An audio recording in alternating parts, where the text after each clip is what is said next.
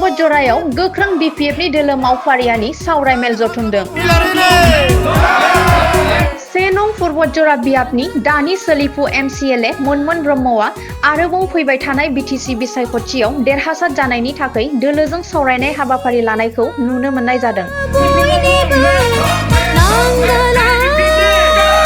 क'क्राझार जिल्ला बतझरा महकुमानि सिङाव थानाय बासबारि बीपीएफ दखरानि आफादगिरि मनज ब्रह्मनि सामलायनायाव मोनसे गोख्रों मावफारिया सावराय मेल जथुमा खुंफुंनायखौ नुनो मोननाय जादों।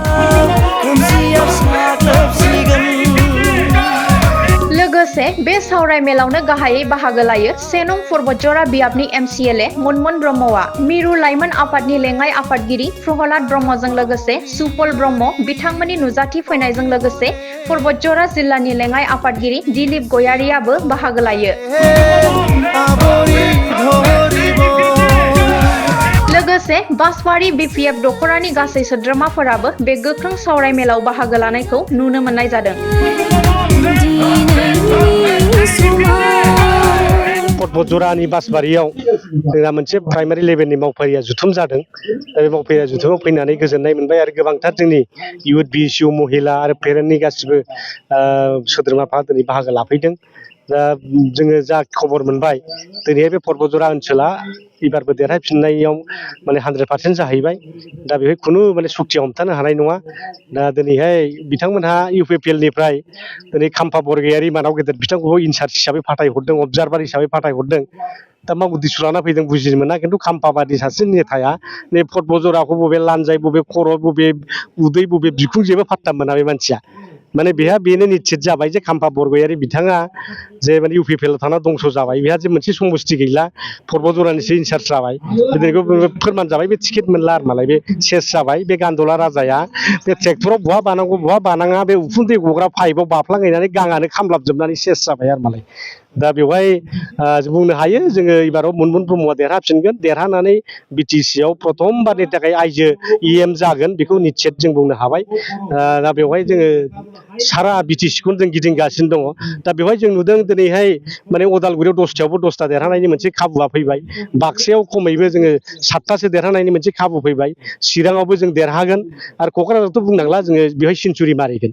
दा गतिके दिनैनि तारिखाव जों अंक खालामनानै नायोबा 3निफ्राय 4सिम इउपिपिएलआ मोननो हागौ आरो 4 मोनबाया बिजेपिआ मोननो हागौ। जों नाम्बार 1 पार्टि जागोन, जोंनि सरकार दागोन आरो जोंनि सरकार दानायनि गेजेरजों जेनाखि जेसेबांनाखि समस्याफोर दं, हा हुनि जेंना, हानि पाट्टा होनांगौ, बे जोंनि 1 नाम्बार एजेन्डा जागोन सरकारनि। दिनै इउथ्सफोरनो दिनै 100 कोटि थाखा होनानै जोंनि इउथ्सफोरनो जे माने सेल्फ एमप्लयमेन्ट खालामनाय बे आसनिया जोंना माने नाम्बार 2 थागोन। नाम्बार 3आव आइजोफोरनि सेल्फ हेल्प ग्रुपआव बोसोरफ्रोमबो 40 कोटि मोनसे समस्थियाव 1 कोटि कुरिया बे आइजोफोरनि सेल्फ हेल्प ग्रुपनो जे आर्थिक अनुदान होनाय बे मोनसे गेरेन्टि हिसाबै आसनि थागोन। आरो लोगोसे बोराय बुरिनि थाखायबो दिनै 10 कोटि थाखा बाजेट खालामगोन बोसोरफ्रोमबो। आरो गरिब दुखियाफोरनि फिसा फिसा बिजनेस मावग्राफोरनि थाखाय 50 कोटि थाखा बाजेट खालामगोन, जायनि थाखाय बे बाजेटनि गेजेरजों जोंनि रायजो राजाफ्रा बिजनेस मावग्राफ्रा जाहाथे आर्थिक अनुदान जाहाथे मोननो हायो। अमा फानग्राफ्रा अमा फाननानै मोजां जानो हायो, ना फानग्रा मोजां फाननानै जानो हायो, बन रोगाग्राफ्रा बन जाहाथे मोजाङै फाननानै जानो हायो। दा बेफोरबायदि फिसा फिसा बिजनेसमेनफोरनो दिनै बेबायदि बेबस्था खालामना होनाय जागोन आरो मालाय। गरिब दुखिया गासिबोखौ नायनाय, जाहाथे बिटिसिनि उन्नयननि फैसाया जाहाथे न'खर न'खर सौहैयो, बयनिबो किटचेनसिम सौहैयो, बेनो जोंनि उद्देश्य। जोङो आसाबादि 100% सरकारा जाखासिगोन आरो दिनैहाय जेनाखि बाजेट सेसन टेस्ट 24आव फैखासिगोन। दा बिनि उनाव 2 सानथामनि उनावनो इलेक्सनखौ डिक्लेयार होनायनि मोनसे सुलुंखौ जों मिथिबाय थानाय जादों आरो मालाय। दा ओंखायनो जोङो मे मासनि लास्ट उइक नङाबा जुन मासनि फार्स्ट उइकनि गेजेराव बिटिसि इलेक्सन जानो हाथारसिगौ। दा ओंखायनो जों मुखुब, जों आगोलाव गारिखौ 100 स्पिडआव सालायदोंमोन, दा 120-30 स्पिडआव जों सालायगासिनो दङ। जोंनि पार्टिनि खामानिखौ आवगायगासिनो दङ जोङो माने। आरो नुबायबो जोङो पार्टिया देरहानाय लामायाव दंसै।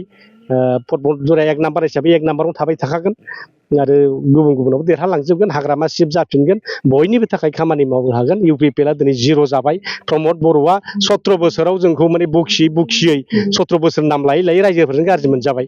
दा 17 बोसोराव हाग्रामा मावो जेबो हायाखै होनबाय थादों, गाहामाव मा मावखो बेखौ देखायनो हायाखै। ओंखायनो दिनै 17 बोसोरनि नाम लानाया बिथांमोननि थाखाय मोनसे अभिशाप जाबाय रायजोनि।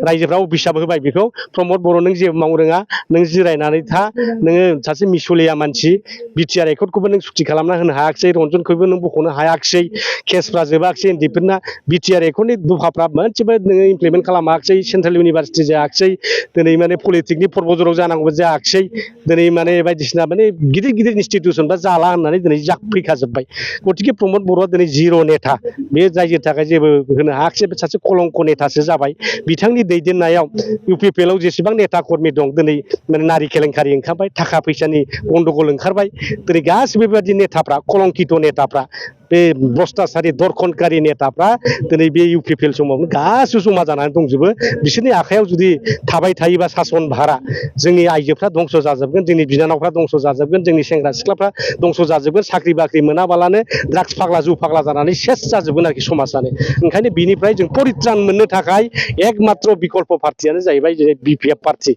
17 बोसोराव जेसेबां मावदों बिनिफ्राय जों साबसिन मावनानै दिन्थिनानै रायजो राजाफोरनि कल्याण सेंग्रा सिख्लाफोरनि कल्याण आइजोफोरनि कल्याण गासिबो कल्याणखौ जों मावजोबगोन दा बेखौ जों रायजो राजाफोरनो गेरेन्टि होयो ओंखायनो खावलायदों साफ्रोमबो रायजो राजाखौ जोङो बिटिसिनि रायजो राजाफोरखौ जों खौसेयै थानांगौ खौसेयैनो जों आवगायलांनांगोन होमबासो बिटिसिआ उन्नति जागोन बिदि मोनथाम बे थगायसुलाफोरनि आखायाव जों थगायजानो नाङा बिसोर साफा साफा सांग्रेमा माफा माफा आंग्रेमा बेफोरबायदि आंग्रेमोन्दा बादि बिसोर नेताफ्रा आंग्रेमोन्दाया जेरखम गाव आदार जानोबाल' लाइटखौ फोजोङो ओमफ्राय स्रोब गोमोरो थिग बिदिनो प्रमद बर' बिदिनो खालामगासिनो दङ सांग्रेमाया गाव आदार जानोल' जोङो मोनायाव मालायनि लामा देखायनो हाया थिग बेबादिनो बिसोरबो खालि गावसिनि जानायनि थाखायल' दा बे मालायनि पहर होनो हाया आरो मालाय बे जिनिसफ्रा बे मोननै जिनिसा दा ओंखायनो बिसोर सांग्रेमा आरो आंग्रेमोन्दा सरखारजों जों बुरखायजानो नाङा बेखौ रायजो राजाखौ खावलायदों